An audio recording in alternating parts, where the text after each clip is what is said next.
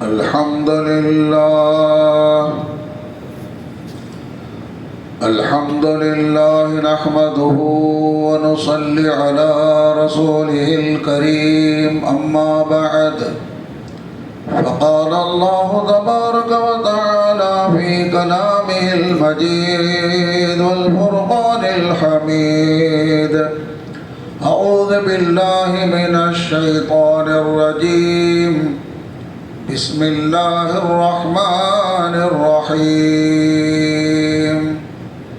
حافظوا على الصلوات والصلاة الوسطى وقوموا لله قانتين. وقال نبينا صلى الله عليه وسلم من حافظ عليها كانت له نورا وبرهانا ونجاة يوم القيامة إلى آخر الحديث. நிறையுடைய வாழ்வழித்து நெடுநிலத்தை காப்பதற்கு மறையளித்த இறைவனுக்கே மாபெரும் புகழனைத்தும் சலாத் என்னும் கருணையும் சலாம் என்னும் ஈடேற்றமும் எம்பெருமானார் அஹமது நபி முஹம்மது முஸ்தபா ரசூலே கரீம் ஸல்லல்லாஹு அலைஹி வஸல்லம் அவர்கள் மீதும் அன்னாரின் வழி பின்பற்றி ஒழுகிய உத்தம சத்திய சஹாபா பெருமக்கள் நாதாக்கள் நல்லோர்கள் அனைவர்கள் மீதும் மற்றும் நம் அனைவர்கள் மீதும் இன்றும் என்றும் உண்டாவதாக ஆமீன். அன்பு நிறைந்த அல்லாஹ்வின் நல்லடியார்களே, சிறப்பான இன்றைய ஜும்மாவுடைய பயானின் தலைப்பாக மறுமையில் முதல் விசாரணை என்ற தலைப்பில் சில விஷயங்களை நாம் குர்ஆன் ஹதீஸ் அடிப்படையில் பார்க்க இருக்கின்றோம். அன்பு நிறைந்த அல்லாஹ்வின் நல்லடியார்களே, நமக்கெல்லாம் அநேகமாக தெரிந்த ஒரு ஹதீஸ். ரசூலுல்லாஹி ஸல்லல்லாஹு அலைஹி வஸல்லம் சொல்லியிருக்கின்றார்கள், இஸ்லாத்தின் அடிப்படை கடமைகள் 5. முதலாவது ஈமான், இரண்டாவது தொழுகை, மூன்றாவது ஸகாத், நான்காவது ஹஜ், ஐந்தாவது ரமதான் ஷரீஃபுடைய நோன்பு. இந்த 5இல் முதலாவது ஈமான் என்பது உள்ளம் சம்பந்தப்பட்டது. அடுத்து வரக்கூடிய 4 கடமைகள் உடல் சம்பந்தப்பட்டது. அதே நேரத்தில் இந்த 4க்கும் அடிப்படையாக இருப்பது ஈமான் முதல் கடமையாக இருக்கின்றது. ஜகாத்துக்கும் ஈமான் அடிப்படை, ஹஜ்ஜுக்கும் ஈமான் அடிப்படை, நோன்புக்கும் ஈமான் அடிப்படை, தொழுகைக்கும் ஈமான் அடிப்படை. ஏன்னு சொன்னால் ஈமான் இல்லைன்னு சொன்னால் எதுவுமே கூடாது. அப்போ அடிப்படை ஈமான். அப்போ ஈமான்க்கு அடுத்தபடியாக இருக்கக்கூடிய முதல் கடமை ரசூலுல்லாஹ் சொன்னாங்க, அஸ்ஸலாத்து. இந்த தொழுகை என்று சாதாரணமாக சொல்லணும். இகாமுஸ் ஸலா, தொழுகையை நிலைநாட்டுதல், தொழுகையை நிலைநாட்டுதல் என்று சொன்னார்கள் பெருமானார் ஸல்லல்லாஹு அலைஹி வஸல்லம் அவர்கள். இந்த தொழுகை இருக்கிறதே மற்ற அமல்களோடு ஒப்பிட்டு பார்க்கின்ற பொழுது ஜகாத் இருக்கிறது, ஹஜ் இருக்கிறது, நோன்பு இருக்கிறது. இந்த 3ஓடும் தொழுகையை ஒப்பிட்டு பார்க்கின்ற பொழுது மலைக்கும் மடுவுக்கும் உள்ள வித்தியாசம், வானத்துக்கும் பூமிக்கும் மத்தியில் உள்ள வித்தியாசம் இருக்கின்றது. எந்த அளவிற்கு தொழுகைக்கு மகத்துவம் இருக்கிறதோ எல்லா இடத்திலே அந்த அளவிற்கு அந்த அமல்களுக்கு இல்லை. அந்த அமல்களும் நல்ல அமல்கள் தான், நன்மைக்குரிய அமல்கள் தான். ஆனால் இதற்கு இருக்கின்ற மகத்துவம் அல்ல இடத்திலே மற்ற அமல்களுக்கு இல்லை. ஏன் தெரியுமா? ஒருவர் ஜகாத் கொடுக்கின்றார், ஹஜ் செய்கின்றார், நோன்பு வைக்கின்றார், அல்லாஹ்வுடைய பிரியம் ஏற்படுகிறது, அல்லாஹ் சந்தோஷப்படுறான். ஆனால் தொழுகையினால் அல்லாஹ் அதிகமாக சந்தோஷப்படுகின்றான். நோன்பின் மூலமாக, ஜகாத்தின் மூலமாக, ஹஜ்ஜின் மூலமாக அல்லாஹ்வுடைய நெருக்கம் கிடைப்பதை விட அதிகமான நெருக்கம் தொழுகையின் மூலமாகத்தான் கிடைக்கின்றது. என்ன காரணம்? ரசூலுல்லாஹி ஸல்லல்லாஹு அலைஹி வஸல்லம் அவர்கள் நோன்புக்கு, ஜகாத்துக்கு, ஹஜ்ஜுக்கு சொல்லாத ஒரு சிறப்பை தொழுகைக்கு மட்டும் சொல்லியிருக்கிறார்கள். என்ன சொன்னார்கள்? சொல்லா அஸ்ஸலாத்து மிஅராஜுல் முஃமினீன், தொழுகை இருக்கிறதே மூமின்களுக்கு மேராஜ் என்று சொன்னார்கள் பெருமானார் ஸல்லல்லாஹு அலைஹி வஸல்லம் அவர்கள். ஹஜ்ஜு மேராஜ் என்று சொல்லவில்லை, ஜகாத் மேராஜ் என்று சொல்லவில்லை, நோன்பு மேராஜ் என்று சொல்லவில்லை. நமக்கெல்லாம் தெரியும் மேராஜ் என்ற அந்த சிறப்பு ரசூலுல்லாஹ்க்கு மட்டும்தான் கிடைத்தது, எந்த நபிக்கும் கிடைக்கவில்லை. அந்த மேராஜ் என்பது என்ன, அதன் சுருக்கம் என்ன, முக்கியமான நோக்கம் என்ன? அல்லாஹ்வை நேரடியாக அல்லாஹ் தர்பாருக்கு சென்று அல்லாஹ்வை நேரடியாக சந்தித்த நிகழ்ச்சிக்கு பேர் தான் மேராஜ். அப்ப ரசூலுல்லாஹி ஸல்லல்லாஹு அலைஹி வஸல்லம் அவர்கள் அல்லாஹ்வை நேரடியாக சென்று சந்தித்தார்கள், பார்த்தார்கள், அந்த பாக்கியம் கிடைத்தது. அப்ப அந்த ரசூலுல்லாஹ் சொல்றாங்க, எனக்கு எப்படி மேராஜில் அல்லாஹ்வுடைய தீதார் தரிசனம் கிடைத்ததோ அந்த தரிசனம், அந்த உயர்வான தரிசனம் கிடைக்காவிட்டாலும் அல்லாஹ்வுடைய அந்த ஜியாரத், அல்லாஹ்வுடைய நெருக்கம் உங்களுக்கு கிடைக்க வேண்டும் என்று சொன்னால் நீங்கள் தொழுகையில் ஈடுபடுங்கள். தொழுகைக்காக ஒரு தக்பீர் கட்டி விட்டால் அவர் அல்லாஹ்வுக்கு முன்னால் வந்து விட்டார். அவருக்கும் மற்ற விஷயத்துக்கு மற்ற பொருள்களுக்கு இடையில் இடைவெளி கிடையாது. எனவேதான் தக்பீர் கட்டிவிட்டால், அல்லாஹ் தக்பீர் கட்டிவிட்டால் யாரும் குறுக்க போகக்கூடாதுன்னு சொல்றோம். ஏன்னு சொன்னா கனெக்ஷன் கட் ஆயிடும், அதுக்கு ஒரு காரணம் ஆயிடுவார். தொழுது கொண்டிருக்கின்றார், குறுக்க போதப்பா தொழுதுட்டு இருக்கிறார், போறாரு, தொழுதுட்டு இருக்க உடனே பின்னால் வந்துடுறார். அப்ப தக்பீர் கட்டியவுடன் உலகத்தினுடைய அனைத்து விஷயங்களை விட்டும் அவர் அல்லாஹ்வோடு மிக மிக நெருக்கமாகி விட்டார். ரசூலுல்லாஹ் சொன்னார்கள், நீ எப்படி தொழ வேண்டும் என்றால், நீ அல்லாஹ்வை பார்க்கின்றாய், அல்லாஹ் உன்னை பார்க்கின்றார். நீ அல்லாஹ் பார்க்கின்ற அந்த தர்ஜா உனக்கு இல்லை என்றாலும் அல்லாஹ் உன்னை பார்க்கின்றான் என்பது கன்ஃபார்ம். அல்லாஹ் உன்னை பார்க்கின்றது கன்ஃபார்ம். அதனால தான் தக்பீர் கட்டிய உடனேயே யாரிடத்தில் பேசக்கூடாது, சலாம் சொல்லக்கூடாது, சலாம் சொன்னாலும் பதில் சொல்லக்கூடாது. மொத்தம் சலாம் சொல்றார், சலாம் சொன்னா என்ன செய்யணும், பதில் சொல்றது கட்டாயம் இல்லை. சலாம் சொல்றது சுன்னத்து, பதில் சொல்றது வாஜிபு. பதில் சொல்றா பாவம். ஆனா தொழுதுட்டு இருக்கும் போது சலாம் சொல்லலாமான்னு சொன்னா சலாம் பதில் சொல்லக்கூடாது. ஏன்னு சொன்னா அவர் அல்லாஹ்வோடு நெருக்கமாயிருக்கின்றார். அப்ப இந்த தர்ஜா மற்ற இபாதத் கிடைக்கான்னு சொன்னா இல்லை. அது மட்டுமல்ல, அன்புடைய அல்லாஹ் நல்லடியார்களே, இந்த தொழுகையினுடைய மகத்துவம் முக்கியத்துவம் நிறைய இருக்கிற சொல்லிக் கொண்டே செல்லலாம். சில நிமிடங்கள் உள்ள இந்த பயானம் சொல்ல முடியாது. சுருக்கமாக சொல்ல போனால், ஒன்று, எல்லாவற்றை விட அல்லாஹ் நெருக்கத்திற்கு அதிகமாக காரணமாக இருக்கிற தொழுகை. எந்த அளவுக்கு இது முக்கியத்துவம் பண்ணி சொன்னால், ஒருத்தர் வஃபாத்தார வச்சிங்களா, ஒருத்தர் மௌத்தா போறார், அந்த நேரத்தில் அவர் பேசக்கூடிய சொல்லக்கூடிய விஷயம் இருக்கிறது மிக மிக முக்கியமாக இருக்கும். முக்கியமான சொல்லுவார். மரண வாக்குகள் சொல்றோம்ல, வசியத்தில் சொல்றோம்ல, அந்த நேரத்தில் சொல்லக்கூடிய ஒரு விஷயம் இருக்கு அல்லவா, மிக மிக முக்கியமானது. அந்த வரிசையில் நான் பார்க்கின்ற பொழுது ரசூலுல்லாஹ்வுடைய நிலைமை நான் பார்க்கின்றோம். ரசூலுல்லாஹ் ஸல்லல்லாஹு அலைஹி வஸல்லம் அவருடைய உயிர் பிரிய போகிறது. ரசூலுல்லாஹ்வுடைய உயிர் பிரிய கடைசி நேரம். அந்த நேரத்தில் என்ன சொன்னாங்க தெரியுமா? அஸ்ஸலா அஸ்ஸலா அஸ்ஸலா, தொழுகையில் கவனம் செலுத்துங்கள், தொழுகையில் கவனம் செலுத்துங்கள், தொழுகை கவனம் செலுத்துங்கள் 3 தடவை சொன்னாங்க. அப்ப அந்த அளவிற்கு எதற்குமே சொல்லலை. ஹஜ்ஜை பற்றி சொன்னாங்களா, நோன்பை பற்றி சொன்னாங்களா, ஜகாத் சொன்னாங்களா, மற்ற எத்தனையோ விஷயங்கள் இருக்கிறது, மற்ற எத்தனையோ விஷயம் சொல்லியிருக்கலாம். ஆனால் இது கடைசியாக ரசூலுல்லாஹ் சொன்னாங்க. சொன்னா இந்த அளவுக்கு முக்கியத்துவம் என்பதை நாம் சிந்தித்து பார்க்க வேண்டும். ஏன் தெரியுமா? அன்புலேருந்து அல்லாஹ் அடியார்களே, நான் ஆரம்பத்தில் இருந்த பயானுடைய தலைப்பு சொன்னேன்ல, மறுமையில் முதல் விசாரணை எதை பற்றி நடங்க? தொழுகை பற்றி தான். ஆனால் இந்த அளவுக்கு ரசூலுல்லாஹ் ஸல்லல்லாஹு அலைஹி வஸல்லம் அவர்கள் முக்கியத்துவம் கொடுத்துருக்காங்க. தொழுகையில் குர்ஆனை பார்த்தீங்கன்னு சொன்னால், குர்ஆனில் நிறைய அல்லாஹ் தஆலா திருப்பி திருப்பி திருப்பி அகீமுஸ்ஸலா அகீமுஸ்ஸலா அகீமுஸ்ஸலா அகீமுஸ்ஸலா சொல்லிட்டே இருக்கான். ஒரு தடவை சொன்னால் போதாதா, 2 தடவை சொன்னால் போதாதா, தொழுவுப்பா தொழுவுப்பா தொழுவுப்பா சொல்லு. அப்போ இந்த அளவுக்கு ஏன் முக்கியத்துவம் சொன்னால், நாளை மறுமையில் முதல் விசாரணை என்னங்க? தொழுகை பற்றி தான். ஆனால் நம்ம நிலைமை என்ன? ஒரு சிலரை தவிர பலருடைய நிலைமை என்ன? பலருடைய நிலைமை தொழுகை சுத்தமாக தொழுவதே கிடையாது, தொழுகை சம்மந்தம் கிடையாது.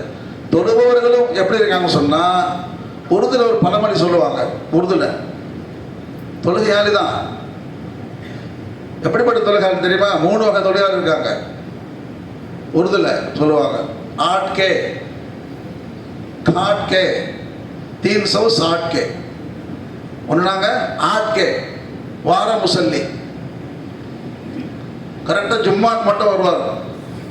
நல்லா குளிச்சுட்டு ஃப்ரெஷ்ஷாக ட்ரெஸ் பண்ணிக்கிட்டு அத்தனை பூசிக்கிட்டு வருவார். அதோட அடுத்த ஜும்மா தான் கரெக்டான ஜும்மாவுக்கு வந்துடுவாங்க. அதில் 8 के.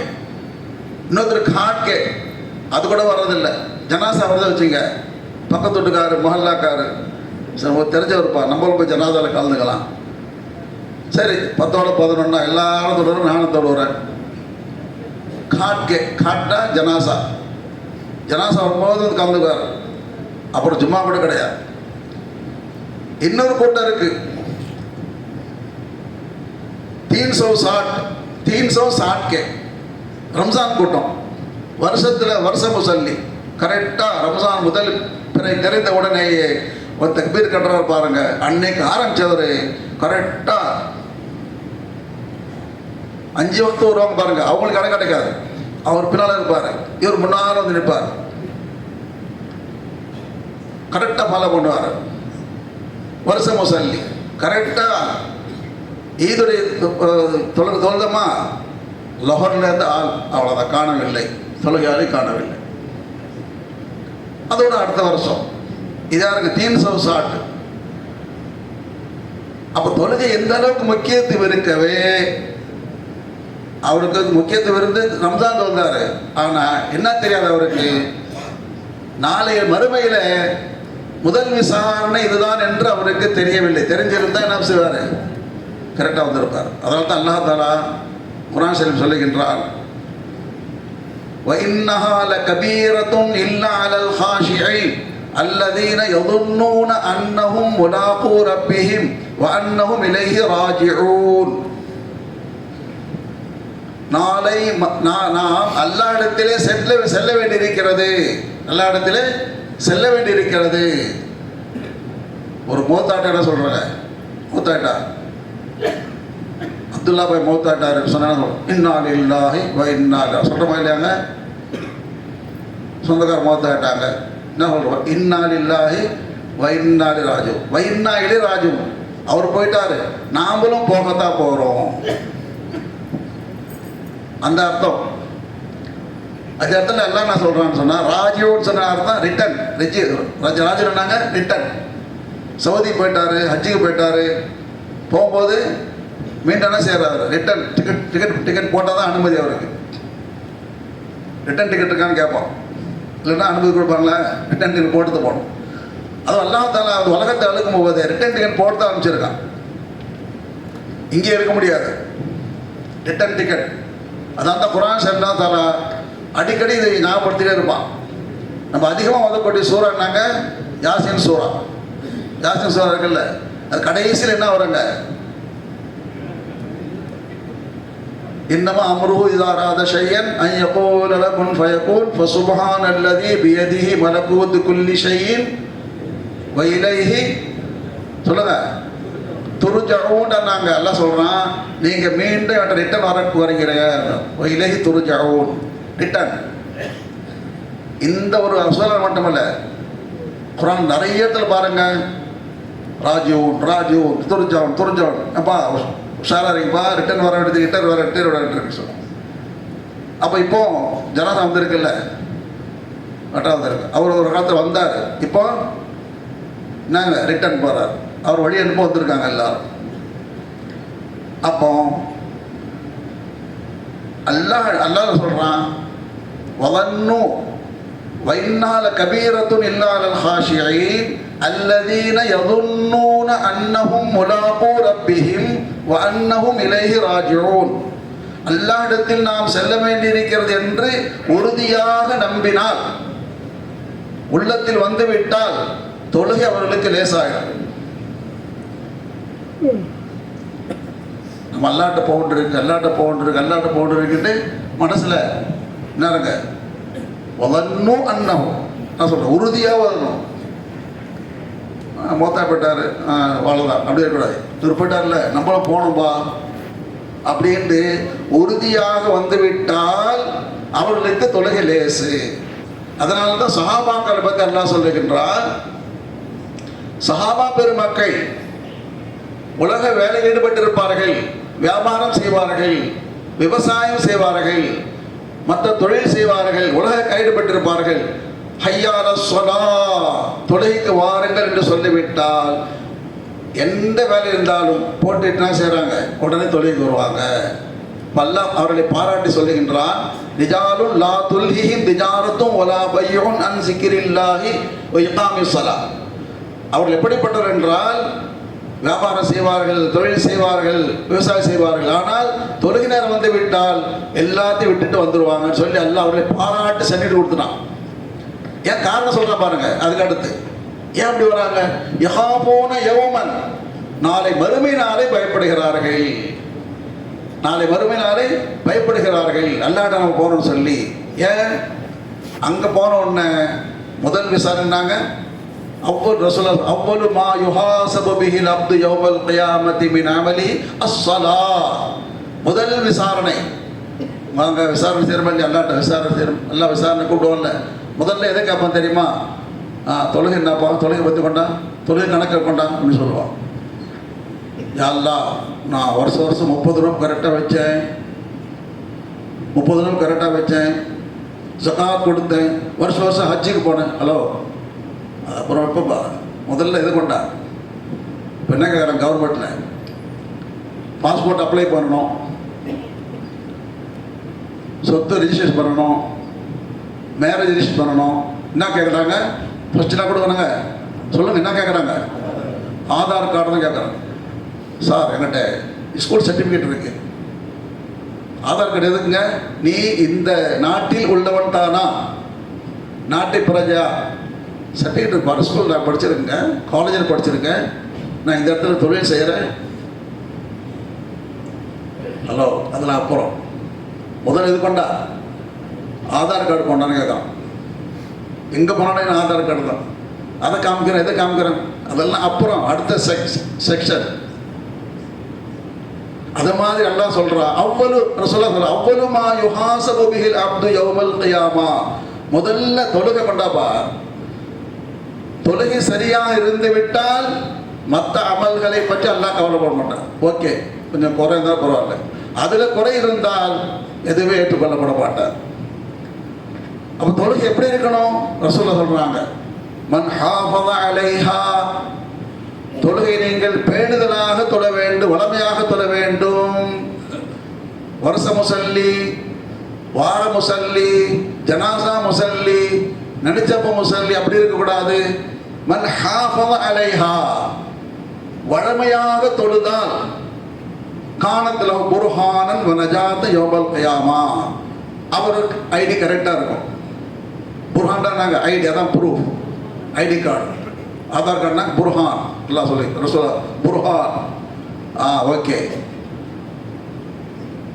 அப்படி இல்லை, தொழுதிருக்காரு, வளமையா இல்லை, வமன் லம் யுஹாஃபிஸ் அலைஹா லம் யகுல் புர்ஹானுன் வனஜாத் யௌமல் கியாமா வகான யௌமல் கியாமத்தி மஅ ஃபிர்அவுன் வ ஹாமான் வ உபய் பின் கலப்.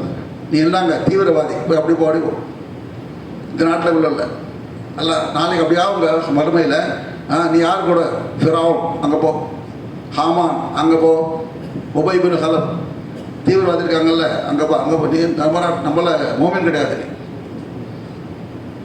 அதனால தான் சஹாபாக்கள் என்ன செய்வாங்க, நாளை வறுமையில் முதல் விசாரணை தொழுகை பற்றி விசாரிக்கப்படும். இல்லைன்னு சொன்னால் வருஷ முசல்லியாக இருந்தாலும் சரி, வார முசல்லியாக இருந்தாலும் சரி, எங்கே போய் நிற்கணும்? ஃபிரௌன் எதிரி போய் நிற்கணும். நல்லா நிப்பாட்டுவோம், நல்லா காப்பாற்ற வேண்டும். அல்லா நம்ம காப்பாற்றுவானாக. அதுக்கு என்ன செய்யணுங்க? தொடர்ந்து தொழுவணும். என்ன செய்யணுங்க? வளமையாக தொழுவணும். ரம்ஜான்ல கரெக்டாக தொழுதமா இல்லையா? நீங்களும் தொழுதீங்க, சில பேர் சில நபர்கள். நம்மளாம் தொழுதமா இல்லையாங்க? ரம்ஜானுக்கு பிறகு தொழுவோமா இல்லையா? ரம்ஜானுக்கு பிறகும் தொழுவோமா? பின்னால் சத்தம் வரல. ரம்ஜானுக்கு பிறகும் தொழுகையை தொடருவோம் இன்ஷா அல்லாஹ். அப்போ ரசூல் அல்லாஹ்வுக்கு வளமையாக செய்கிற அமல் தான் பிடிக்கும். விட்டு விட்டு செஞ்சால் கேர்லெஸ், அது பிடிக்காதல்ல. ஒரு சின்ன அமல் கூட சரி, ஒரு சின்ன அமல் தான் வளமையாக செய்கிறாரு, நல்லா சந்தோஷப்படுவான். ஒரு உதாரணம், ஒரு சம்பவம். ரசூல்லா காலத்தில் ஒரு ஜனாசா, பள்ளியாசுக்கு ஜனாசா வந்துச்சு. அந்த ஜனாசா வருது. இப்போ ரசூல்லாவுடைய வளமை நான் சொன்னால், ஒரு ஜனாசா வந்தால் கேட்பாங்க, இவர் கடன்கள் வச்சுருக்காரா, கடன் வச்சுருக்காரா? இல்லை. அப்போ ரசூல்லா தொலை வைப்பான். கடன் இருக்குது, அப்போ நான் தொலை வைக்கல, நீங்கள் தொலை வச்சிங்கன்னு சொல்கிறோம் சஹாபாக்கள். அப்போ அந்த மாதிரி ஒரு ஜனாசா வருது. அப்போ ரசூல்லா கேட்டாங்க, ஜனக்கடாமா இவர் ஒருத்தர் கடன் கொடுக்குன்ட்ருக்கு, அப்போ நீங்கள் தொலை வச்சுன்னு சொல்கிறாங்க. சொல்லி ஒரு செகண்ட் தான் ஜிப்ரீல் அலைஹிஸ்ஸலாம் வந்துட்டாங்க. அஸ்ஸலாமு அலைக்கும் யா ரசூலல்லாஹ், அல்லாஹ் என்னை அனுப்பியிருக்கின்றார். என்ன விஷயம்? இவர் யாருக்கு கடன் கொடுக்கணுமோ அதுக்கு ஏற்பாடு ஆகிவிட்டது. அல்லாஹ் மலக்க ஆரம்பித்து மனித ரூபத்தில் ஏற்பாடு பண்ணி கொடுக்க ஆரம்பிச்சு. இப்போ இவர் கடனாக கிடையாது, இவருடைய பாவங்கள் மன்னிக்கப்பட்டு விட்டது. இவருடைய பாவம் மட்டுமல்ல, இவருடைய ஜனாசாவில் யாரெல்லாம் கலந்து கொள்வார்களோ அவருடைய பாவம் மன்னிக்கப்பட்டு விட்டது. நாங்கள் இவர் தொலை வைக்கணும்னு சொல்கிறாங்க. பன்னாவுடைய ஆர்டர் வந்துருச்சு, தொலை வச்சுட்டாங்க. ரசூல்லா தொலை வச்சுட்டாங்க. அப்போ ரசூல்லா கேட்குறாங்க, என்னப்பா இவர் இவ்வளோ அப்படின்னா அவர் அமல் செஞ்சார், அங்கேருந்து ஆர்டர் வருது, சென்ட்ரல்லேருந்து ஆர்டர் வருது, சென்ட்ரல் ஜியோ, என்ன அவர் செய்தார்? ஒன்றும் இல்லை, சிம்பிளாக வந்தால் ஆனால் தொடர்ந்து வளமையாக செஞ்சாருங்க. செய்யாருன்னு சொல்லலாம். என்ன, இவர் தினசரி வளமையாக ஒரு நாள் கூட விழாமல் 100 தடவை குல்ஹுவல்லா சூரா ஓதுவார். குல்ஹுவல்லா சூராவை காலையிலேருந்து நைட்டுக்குள்ளே எப்படியே ஓதிடுவார். ஓதுற பிறகு தான் போய் படுப்பார்.